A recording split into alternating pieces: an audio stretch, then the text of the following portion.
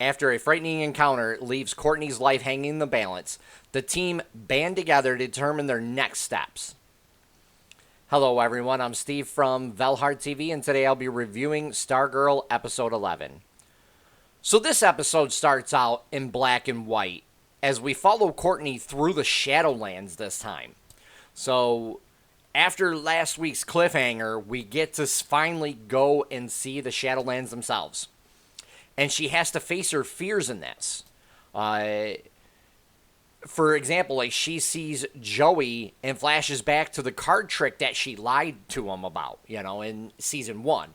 He tries to pick the card that she looked at, and she lies because he messed it up. So he thought he did it right, but he didn't, So she's got to kind of relive these types of encounters and everything. So we really get to see her go through this and try to overcome these obstacles. So I thought that was kind of neat. And when we start to go through the Shadowlands, we kind of get glimpses of what it really looks like and what it looks like to Courtney. And there are doors that she gets pulled through, or she walks through, which I thought was a kind of a neat concept. And then she runs into an old friend, Cindy. So we finally get to see the fate of Cindy in this. And we get to see a little bit more of Cindy's backstory and what happened to her as a child, which I kind of thought was kind of cool, because it really shows that she didn't have a really good childhood. And that's kind of why she turned out the way she did, especially since her father did a lot of experiments and stuff. So I really thought this was kind of a well thought out backstory for like a newer character. Some of the other characters, again, some of the new ISA and even the new JSA really don't have flushed out good backgrounds. They're just kind of like there, like unfortunately Beth's character is still not really relevant.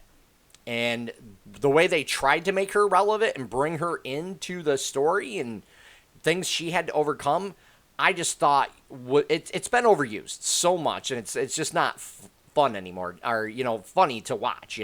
It's a very sad thing that people had to go through and stuff. But yeah, so we see that Cindy really, like kind of what happened to her. So we kind of, like, I kind of sympathize a little bit, but at the same time, I'm like, you still had choices that you could do, make that would make you a better person or not, So it was really kind of her choice as well, even though a little bit of it wasn't.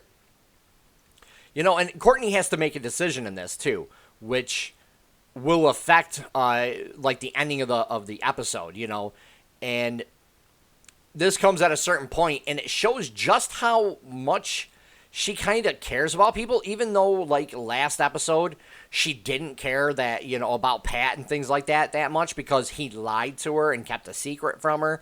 So it's kind of a back and forth thing with her in this, and I think they need to flush this out a little bit better because, as at a certain point, there's going to come a time where she's really got to decide what type of person she wants to be, and she keeps flip-flopping back and forth.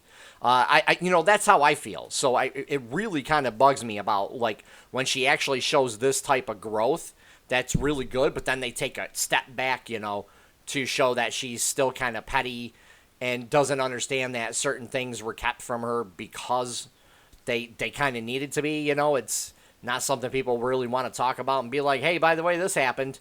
So, they really kind of have to figure that out still, I think. And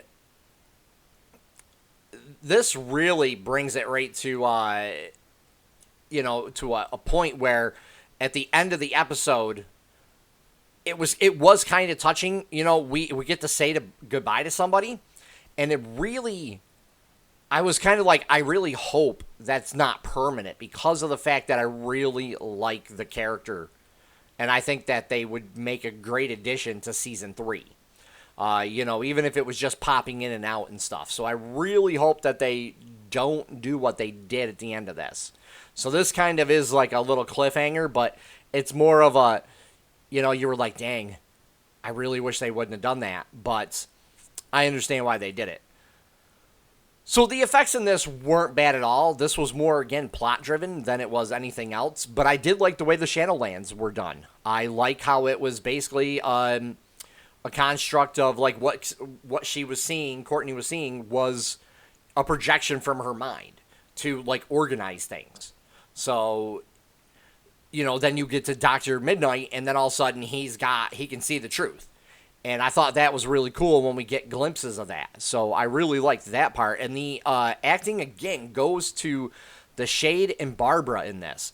They really played well off of each other. And I really like the fact that the Shade was like, you do remind me of my sister. And that's why he was helping her. And so I really like that. I really like that dynamic there. So this episode was in a kind of purgatory, and it kept giving Courtney trials so that she could overcome them. And we see that she has to make a decision, which really is how the episode ends because of what she decides to do.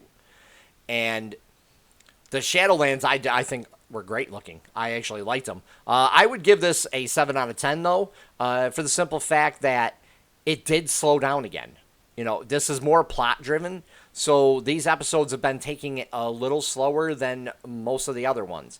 I don't really know if you need that at this point, but it's real, because it's the end of the season, really, and they've given so much information throughout this whole season that we're still getting more, and it's like that should have been kind of done so we could have like a really good climactic finale, unless they're going to continue this arc into season 3, and we'll see, at the end of the season.